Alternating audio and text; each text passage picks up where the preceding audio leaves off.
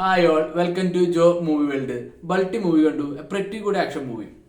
ഷൈനികം, ശാന്തനു തുടങ്ങിയവരാണ് ഇതിൽ പ്രധാന കഥാപാത്രം കണ്ടു വരുന്നത്. ഉണ്ണി ശിവലിംഗമാണ് ഇതിന്റെ റൈറ്റർ, ഡയറക്ടർ. പിന്നെ സെൽവരാഘവൻ, പ്രീതി അസ്രാൻ തുടങ്ങിയവരാണ് മറ്റു കഥാപാത്രങ്ങളായിട്ട് വരുന്നത്.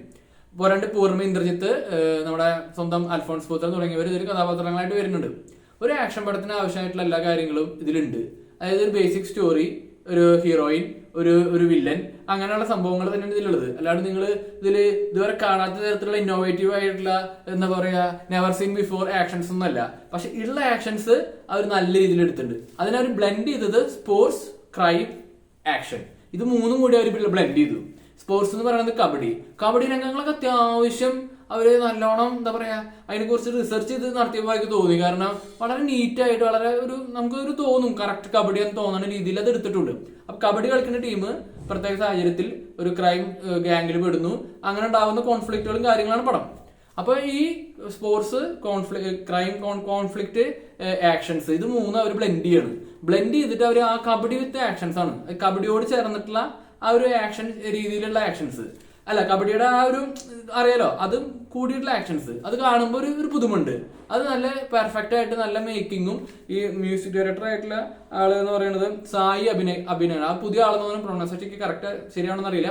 അവന്റെ സായിയുടെ മ്യൂസിക് വളരെ ഈ ഒരു ആക്ഷൻസിനോട് ബ്ലെൻഡ് ചെയ്തിട്ട് വന്നിട്ടുണ്ട്.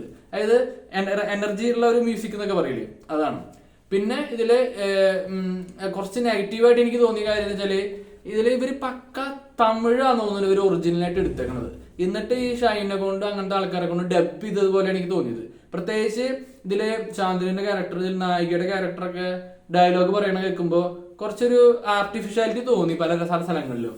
അത് കറക്റ്റ് ഡബിങ് ശരിയാവാത്ത പോലും തോന്നി. പിന്നെ ഒരു സംഭവം എന്ന് പറയുന്നത് ഇതില് ഇവർക്കൊരു സീക്വൽ എടുക്കണം എന്നൊരു ഉദ്ദേശത്തോടെ കൂടി സീക്വൽ അനൗൺസ് ഒന്നും ചെയ്തിട്ടില്ല. പക്ഷെ കഥ മുഴുവനാക്കാണ്ടാണ് ഇവര് അവസാനിപ്പിക്കണത്. ആ ഒരു ടൈലന്റ് പോലത്തെ ഒരു ഭാഗത്ത്. ഓക്കെ, അത് അങ്ങനത്തെ. പിന്നെ ഈ നേരത്തെ പറഞ്ഞ പോലെ തന്നെ ചില കാര്യങ്ങൾ ഇവര് കുറച്ച് വലിച്ചു നീട്ടി കുറച്ചുകൂടി ലെങ്ത് കുറച്ചിരുന്നെങ്കിൽ ഒന്നും കൂടി മികച്ച പെർഫെക്റ്റ് അനുഭവം ആവുമെന്ന് എനിക്ക് തോന്നി. പക്ഷെ എന്നിരുന്നാലും ഞാൻ ആദ്യം പറഞ്ഞു, നിങ്ങൾക്കൊരു ഡീസന്റ് അല്ലെങ്കിൽ ഒരു പ്രിറ്റി ഗുഡ് ആക്ഷൻ പടം നിങ്ങൾക്ക് ബൾട്ടി കണ്ടാൽ കിട്ടുമെന്നാണ് ഞാൻ വിചാരിക്കുന്നത്. കാരണം നല്ല എനർജറ്റിക് ആയിട്ടുള്ള പെർഫോമൻസ് ഉണ്ട്. ശാന്തനായാലും ശരി, മുപ്പര കുറെ ഗ്രേ ഷെയ്ഡുള്ള കഥാപാത്രമാണ്, കുഴപ്പമില്ലാണ്ട് ചെയ്തിട്ടുണ്ട്. അൽഫോൺസ് പുത്രന്റെ കഥാപാത്രമൊക്കെ എനിക്ക് അത്ര ഒരു ഇമ്പാക്ട് ആയിട്ട് തോന്നിയില്ല. പക്ഷെ പൂർണിമയുടെ കഥാപാത്രം കുഴപ്പമില്ല, ഒരു സ്വാഗ് ഒക്കെ ഉണ്ട് ആൾക്ക്. പക്ഷെ കുറച്ചുകൂടി സീൻസ് ആകാമായിരുന്നു. ഇപ്പൊ ഇവര് പടം നിർത്തിയതിന് ഇനി അവസരം ഉണ്ടാവുന്ന രീതിയിലാണ് പടം നിർത്തണത്.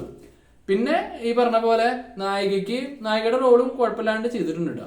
അപ്പൊ മൊത്തത്തില് അത്യാവശ്യം നല്ല പെർഫോമൻസ്, നല്ല BGM, വെരി ഗുഡ് കൊറിയോഗ്രാഫിഡ് ആക്ഷൻസ്, ഇതൊക്കെ ഉള്ളത് കൊണ്ട് ബൾട്ടി ഒരു തിയേറ്ററിക്കലി വാച്ച് ഡിമാൻഡ് ചെയ്യുന്ന പടമായിട്ട് എനിക്ക് തോന്നുന്നു. എനിക്കത് വർക്കായി. നിങ്ങൾ പടം കാണുക, നിങ്ങളുടെ അഭിപ്രായം എന്റെ കമന്റ് സെക്ഷനിൽ പങ്കുവയ്ക്കുക. വീഡിയോ ഇഷ്ടപ്പെട്ടെങ്കിൽ ലൈക്ക് അടിക്കുക, കമന്റ് അടിക്കുക, സബ്സ്ക്രൈബ് ചെയ്യുക, ഷെയർ ചെയ്യുക.